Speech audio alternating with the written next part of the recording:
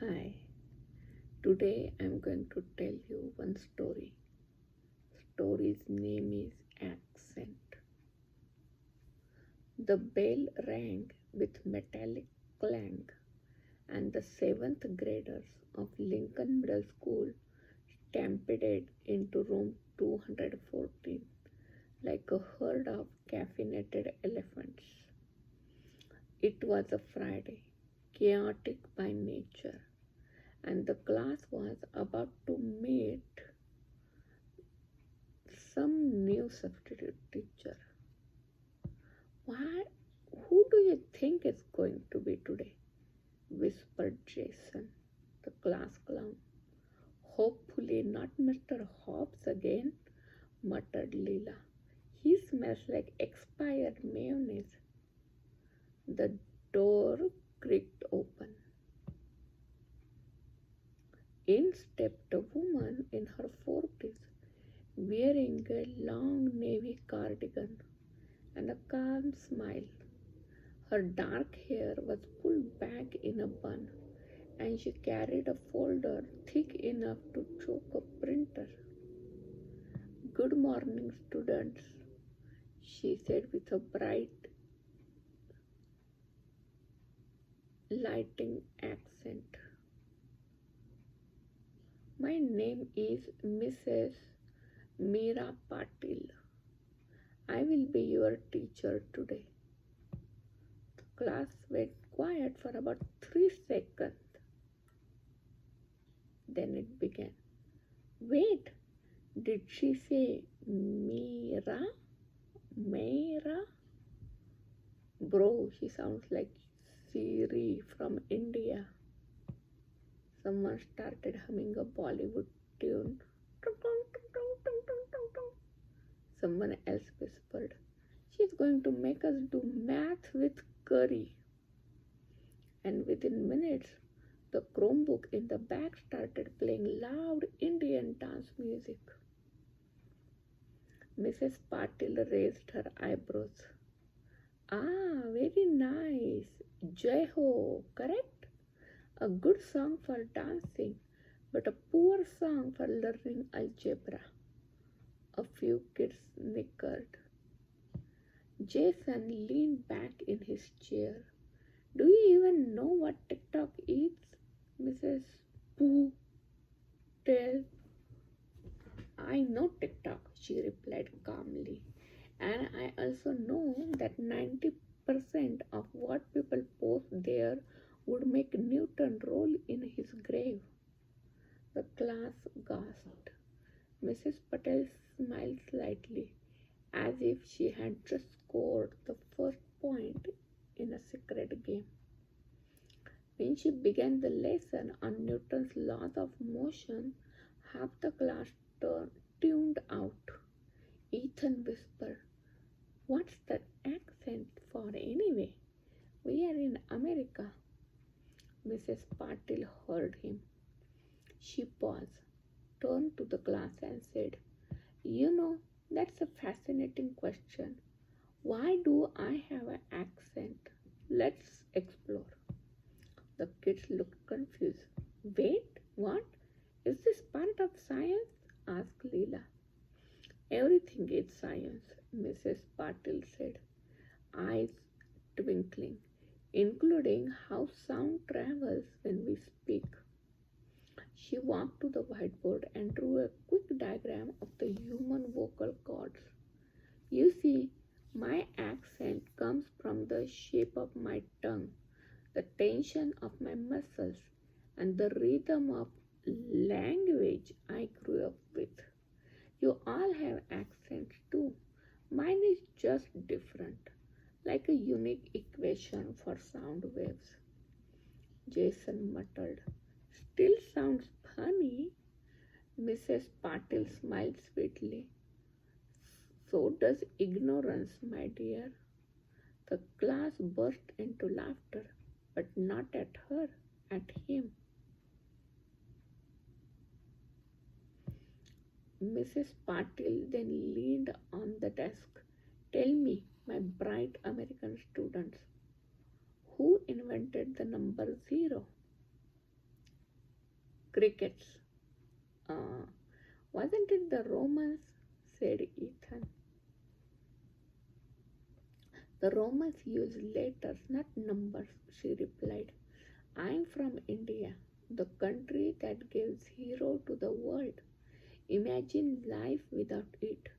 You would have no binary code, no computers, no Wi-Fi, and oh dear, no TikTok. Wait, said Leela. So, like India invented math? Not quite, said Mrs. Patil. But we help organize it, refine it, and pass it along.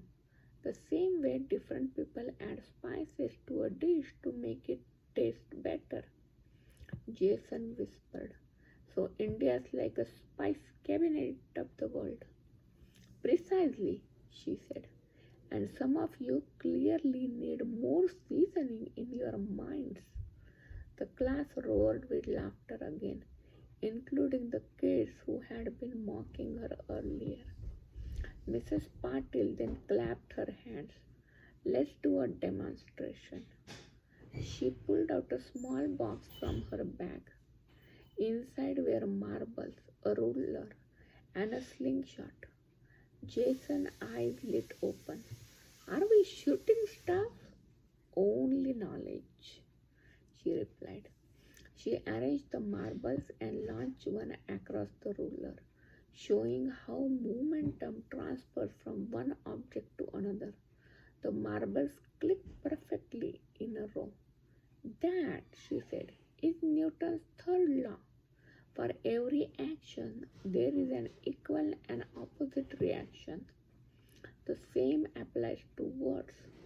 If you mock someone, the reaction may come back to hit your conscience. Jason swallowed hard. The class fell silent. Then she added with a grin, but if you share kindness, the same law will multiply it back to you. Even the Chromebook music stopped playing. After science, they moved to geography. Mrs. Patil asked, who can find India on the map? Leela pointed near Africa. Close, said Mrs. Patil kindly. That's the Arabian Sea. India is here. She talked about how her village had only one science lab, but she used to build her own experiments from junk. Bottle rockets made from matchsticks and old soda bottles. You built rockets? Asked Ethan. Yes, said Mrs. Patil. And one time I accidentally launched it through our neighbor's window. I learned two lessons that day: the power of Newton's laws and price of new glass. The class laughed.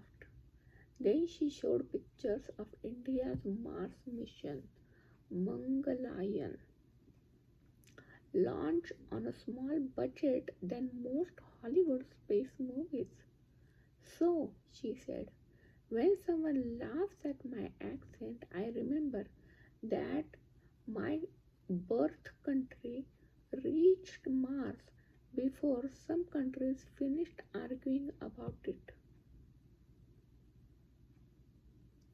By the end of the class, Mrs. Patel has drawn diagrams, told stories of Indian scientists, and even solved a tough math problem faster than the calculator. The kids were in awe. Jason raised his hand slowly. Mrs. Patil, I'm sorry for playing that music earlier. She nodded. Apology accepted. But remember, mockery is easy. Mastery takes work. Ethan added, you are actually kind of awesome. Mrs. Patil chuckled. Only kind of? I will take it. As the bell rang, she erased the board and said, next time you meet someone with an accent, don't laugh. Listen. You might hear an entire world hiding in their voice. As they left, Jason turned to Leela. Dude, Mrs. Patel's like Iron Man, but with a chalkboard. More like a math woman, said Leela. Behind them, Mrs. Patel smiled quietly, packing up her marbles and ruler. When she walked past the hallway, a few students bowed playfully and said, Namaste, Mrs. Patil. She laughed. Namaste, my clever students. Remember, every action has an equal and opposite reaction, even kindness. A month later, the school science fair rolled around. Guess who won first place? Jason and Ethan, with a project called The Physics of Kindness.